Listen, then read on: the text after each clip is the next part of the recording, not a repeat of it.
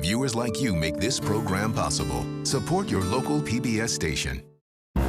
It's all offal and leftovers in this episode of The Mind of a Chef. Leftovers in general, they're amazing. April Bloomfield prepares bubble and squeak. You know, I like to eat food where it touches my soul. Chef Chris Cosentino makes pigskin pasta. That's what food is supposed to do. It's supposed to give you that amazing taste memories. In San Francisco, Chef Brandon Ju gives April a tour of Chinatown and prepares Cantonese-style fish head. This is a first for me. And Chef Fergus Henderson makes deviled kidneys. There's such jewel-like thing in a kidney. Delicious. Enter The Mind of a Chef. Sometimes it's the simple stuff that really kind of blows your mind. This is the best thing I think you'll ever eat.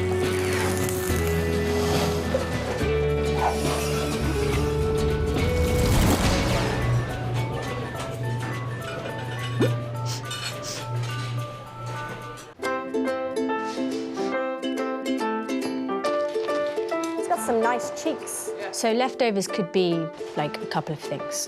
It could be something that's left over from the night before that you're using up in another dish. But it also could be something offally, that's something that's like, you know, internal, that you can use into something amazing.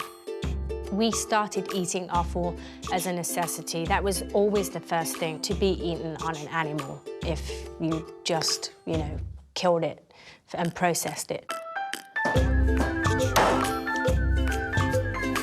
And then if you have leftover stuff, it's good to be creative. It's not like you're just gonna throw it into the garbage. I always do like a check in the garbage, and if I see anything in there that shouldn't be in there, all hell breaks loose.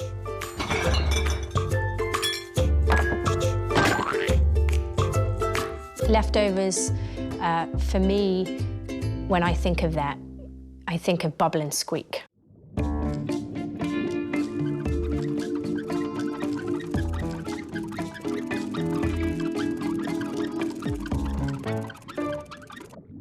So this dish is something my mother used to make. Bubble and squeak, they say, means when you put it in the hot pan, it bubbles and it kind of squeaks a little bit, because you start with a hot pan, you know, so you get this kind of crust on it. It probably won't bubble or squeak, but it's kind of a nice story. This is basically how my mother showed me how to make it with leftovers. So roasted veggies, some nice Thumbelina carrots, some beets. I like to have beets with my roast. And then I've got some fennel. You know, I like all those kind of perfumey vegetables, red onion, and then some celeriac. I quite like to eat this for breakfast, you know, because I've had my big roast dinner on a Sunday, you know, gone to bed very happy, you know, and then, but once you've had a big meal like that, you're normally quite hungry in the morning, so I usually like to fry an egg, fry my bubble, and then some bacon. Leftovers in general, I mean, my thoughts, I mean, they're amazing. You can just do so much. I don't know, I think they're so versatile, you know. Soups are normally a good thing to make. Okay, so I've got some thyme, got some olive oil, and I'm just gonna kind of gently coat the, you know, the vegetables in the oil. Some little salt flakes, you know, really season them. And we're gonna cook these probably at like 350 until they're all caramelized and nice and soft. So these have been in for about 30 minutes. They're lovely and, like, look at the celeriac. It's all really nice and soft. It's absorbed some of that nice oil, you know. You know, I like to eat food where it touches my soul, you know. Not so much my mind, you know. I like to have that connection with just, of course, you know, I like to think and use my brain. But I don't know, when you have it hit like that, it's just earth-moving, you know. It's very satisfying for your soul to eat food like that. Okay, mashed potatoes, just go easy at the beginning. I might go a little bit more. It really kind of just transports myself back to when I was, you know, young. You know, whenever I want a little comfort at home, you know, I've had a hard day at work, you know, I like this kind of stuff. Good roast chicken, Nice bubble and squeak. There's a sizzle. It's not a squeak, but... You know, you want it to get warm inside, even though we've used warm veggies. You kind of want this a little bit more. Might add a little bit of butter. Just sneak it around each edge. I like to top and tail my bacon, you know, so you have a little bit more space. I'm gonna just let that sit for a sec. I'm gonna check on my bubble. Starting to get a little bit crispy. Slowly turn it over, just because it's got a really nice color right now. You hear that sound? Really important. Okay, add some salt. You know, salt everywhere. You know, a little bit on the yolk, another butter. So it should get some nice crispiness and then steam at the same time. So my egg's ready. I'm just gonna lift it up to just give it a little drain. My bubble's ready. This is exciting. And I'm just gonna kind of pile it up, you know? Oh my gosh, look at that bit right there.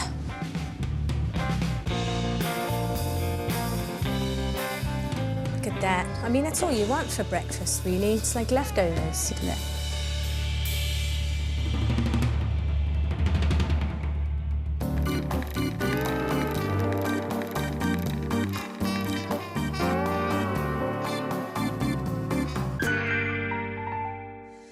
So Chris Constantino, my buddy, my brother-in-arms, we love everything porky. I remember you cooking this dish we're about to cook, the pigskin spaghetti. Yep. And I had it in Portland. It was the first time I had it. This one was amazing. I mean, it's when you eat something and you kind of, you know, you eat it and you're like, and you kind of like stop for a second and it feels like you've been hit on the head with a pan. Amazing. That's what food is supposed to do. It's supposed to give you that amazing taste memories. A lot of people don't know what to do with pigskin, right? So Yeah. like they either throw it away or they make chicharrones. I mean, look at this. You got this giant big cap. But then what do you do with this? We take that skin, right? We marinate it with salt, pepper, whole vegetables, and then we gently simmer it in a large rondo. So I like a lot of water. Once it's done, we lay it on a sheet tray and cool it. And then we get this, okay? Yeah. But we have to take off the fat, just like a chicharron. So we actually use a bench scraper. So you wanna make some spaghetti? Yeah, I do, yeah. Okay, so old school, straight up pasta machine. Wrap the machine because you don't want any of that pork fat in your pasta. You turn and I'll push. It's like a wheel. Ferris wheel, go for it. Yeah, go. There we go, see? Here she comes. Turn that monkey wheel. Boom, done. Now we have these accordion noodles, look at this. Oh my gosh. So we're gonna have to actually separate these all now. Okay, cool. One side. This is like Play-Doh, this, you know. It's a like calm fun. before the storm, you know? It's kind of fun, right? But the key with this is we can't drop it in pasta water. So the whole noodle heats up in the sauce. So, porca puttana. April, there's a bottle of olive oil over here. Do you mind grabbing one can you reach? Nope, I got you. I'm a munchkin. You're not a munchkin. I got it. Here we go. Start with a little bit of peppery coritina. So we're gonna do pigskin spaghetti puttanesca, okay? Just like you had. So I'm gonna sweat out some red onions. Great. The chili's right here too. Oh, those look great. A little bit of garlic. I don't like it too fine. All right, why don't you hit those chilies in here? Great. So these are salt packed. Yeah, chopped. these are delicious, aren't they? They got a really nice zing, okay? So I wanna take and just make sure my anchovies kind of bloomed out, almost like you would bloom out that curry. Yeah. A little bit of Sicilian red from Mount Etna. Smells so good. So I'm just gonna start breaking up some olives because I don't like them too small. Okay, so we're pretty much dry here. So I'm gonna start lumping in my tomatoes. So I like to take it brick red. It already smells balanced. You got the acidity from the wine, the saltiness from the anchovy, the umami coming. You know, it's just gonna be so delicious. There's something to be said for classics. You know, those classic sauces, and I think we forget about them a lot. So we're starting to get that nice brick red in with the skin. Great. What about the orange? We're gonna add that in a second. I was just gonna see if you could grab me that microplane. Can you reach? Perfect. I put everything as far away from you as humanly possible today. I love the freshness. You know, the Moors brought blood oranges. Sicily. Okay. Olives. Let's Just give it a good mix before you add those herbs. Mint and parsley. Perfect combo. Really awesome. Look at that, a 1 spoon shot. Not bad. Well done, chef. And I didn't get any on the rim, chef. You don't have to clean it.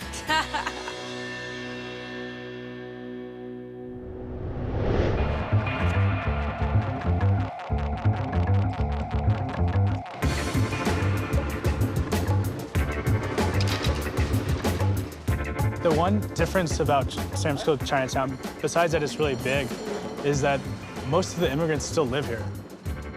It's kind of cool. It's what keeps it raw, you know? It is, it is. Keeps those kind of traditions and the smells and the noises. That's like the whole thing in Chinatown, you know? Totally. Going to Chinatown in San Francisco was really exciting. I always like looking in the windowsills. So you'll see like Chinese bacon being dried, Really? and then like grandma underwear hanging out. Like it's Yeah, I just like really fun. I like the washing, you know. Yeah. Especially to be able to go with Brandon, just because he knows his way around. So this is where you used to come with your grandmother. Yeah. You used to shop, get Totally. your vegetables. Yeah. So these are the kind of places that are the inspiration for what I want to do next is Right. Peking duck, soy sauce chicken. The quails look good too. Yeah, what's really good is the pork that's hanging. Yeah, I know. It's like crispy skin. Can we get 1 pound? Let's get some char siu. And should we get some tongue? I'd like to taste the tongue. I've never tasted that tongue before, yeah. So for him to kind of like take me to see all those amazing meats hanging in the window, you know, that's kind of cool. Thank you. Awesome. Bye. Bye. Bye. Bye. Bye.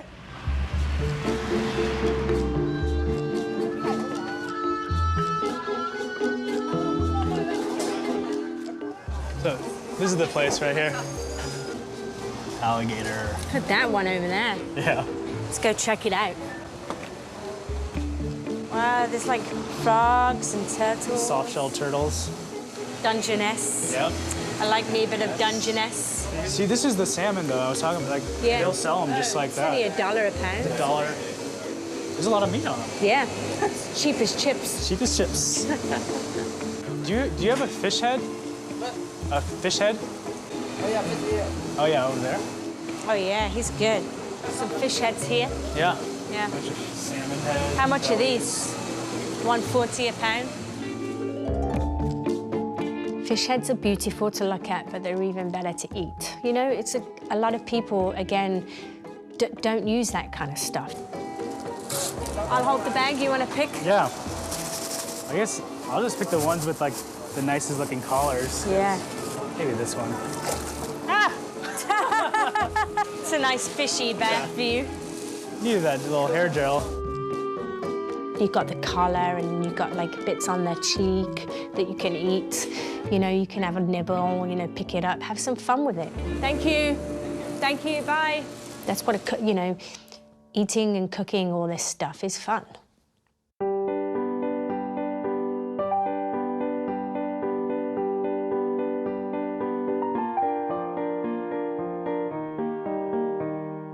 So fish heads, a lot of people throw them away, right? Yeah. Or they're like left over from the trim.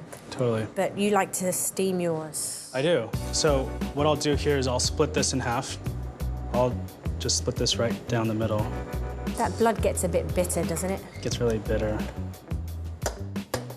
Wow, and there's so much meat on there, isn't Yeah, there? yeah, all that. And then you have the collar here. Yeah. And there's a couple of nuggets in there too. Yeah. So we'll season it on this side. And we'll put all the garnishes on top. So I like to steam it with some black beans. This is not very traditional to Cantonese, but this is like traditional in my family. These are great, right? Because these are full of umami. Oh, yeah. And they kind of break down and get a little creamy and... These are Japanese scallions. It's called negi. And there's a lot of white, which is nice for this.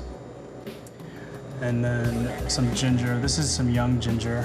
It doesn't really have a skin because it's so young. So a couple months ago, I got pretty lucky and Cecilia Chang cooked for me. And she cooked this dish. Lucky. She had this technique that is definitely something I'd never seen before, but she takes shower caps. This Seriously? fish head, yeah. I've never seen this before. I know. This is a first for me. I know. It makes so much sense though because all the steam stays within. So This will go in for 5 to 7 minutes. The thing about this dish is usually there's not much texture, but I like to put a little texture into it. So I'll take some scallion and I'll just roast these in the oven, get them pretty crispy, and we'll use it as a garnish. So I have a little bit of peanut oil and some cloves of garlic. And when this is ready, we'll get that ripping, and then we'll just take a ladle and like sizzle all these garnishes. That's the fun bit, right, at the end. That's fine. How's it looking? I think it might be done. The eye will give you a good indicator if it's ready or not. So usually when it gets kind of milky, it'll be ready. So I'll bring it over here. I bet this is gonna smell amazing. Yeah. Oh yeah. Nice. And maybe, can you take that juice and put it into A bowl? a bowl? Yeah. We'll take this hot oil and then sizzle this. Oh, yeah. And you can just smell it already, you know? Yeah, you can smell that garlic in the oil, too. Yeah. I like to put a little bit of chili oil just to kind of like give it a little bit of, kick and just like a little color, too. Yeah, that looks great. Yeah. So what's next? We'll add some more of that olive oil in. We'll put some pickled shallots, a little cilantro. And then we could just garnish this guy. Right. And then you gotta put all this juice in there too. So we'll pull these chives out. I roast these to bring out the aroma and for texture too. Shall I sprinkle some? Yeah, give it a little soy sauce. I like how everything suspends in the oil, I too, know. you know? It looks pretty that way, I think. Just serve it with that and a couple people and just go for it. I think people can get a little bit squirmish with things that look the way they should. Like, fish heads, feet, maybe get a little squirmy when they see the toes. Kidneys look like kidneys. Liver doesn't really look like liver unless you serve it whole or whatever, like rabbit liver. I think that's about it, right? Oh, brains, yeah, brains. Yeah, they kind of look like, well, you can't help that, can you? Brains look like brains. You've got to know where your food comes from. It doesn't come in a plastic sealed container. That's not how it grows. Apart from those dodgy English burgers that they're making right now. You hear those Frankenburgers? Oh my God. Give me a pig head any day.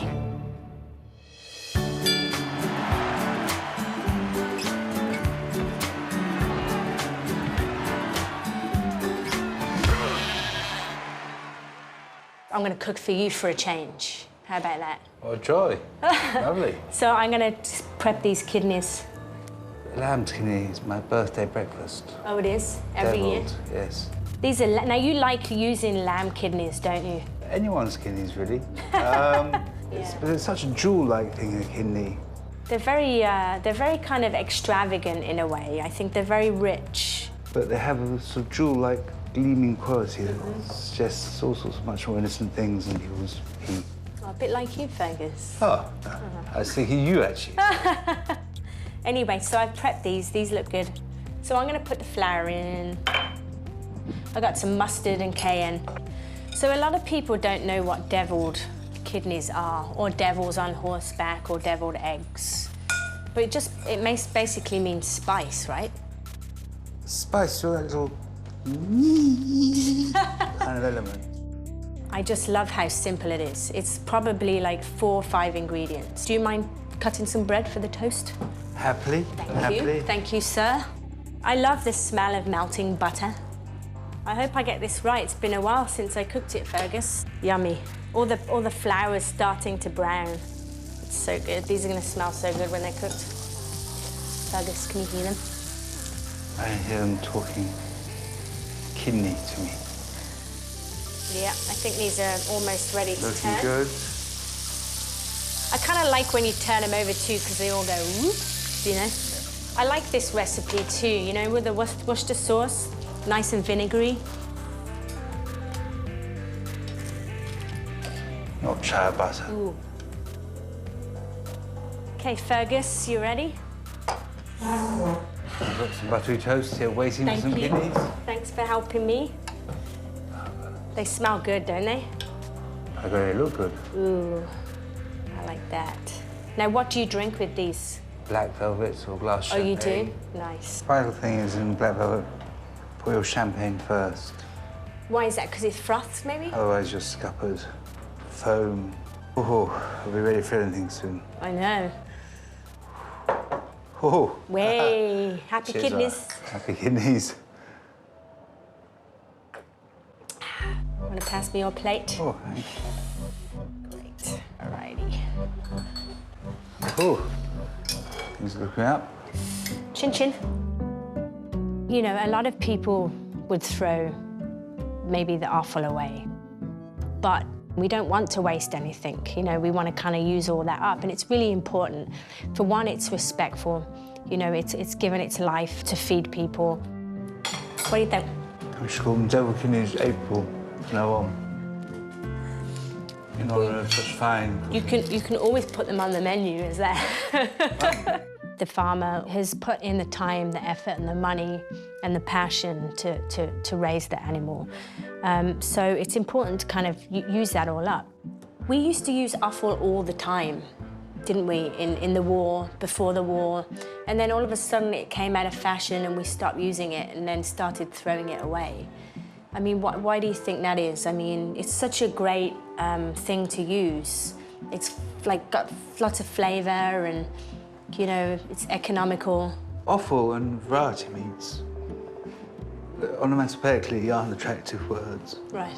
I feel so that's been a Yeah, big, offal. Oh, it's a variety meats they call it in America. Yeah, variety meat. You never say. Oh, I'm going to have myself some Plates of variety meat. That's so- Yeah.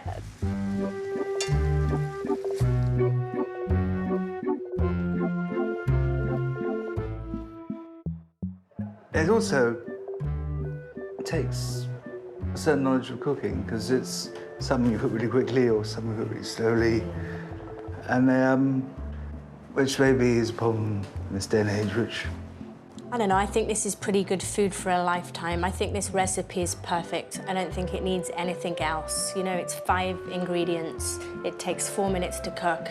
I mean, I could eat this for the rest of my life and never get bored with this. I mean, it's so, look at that, delicious.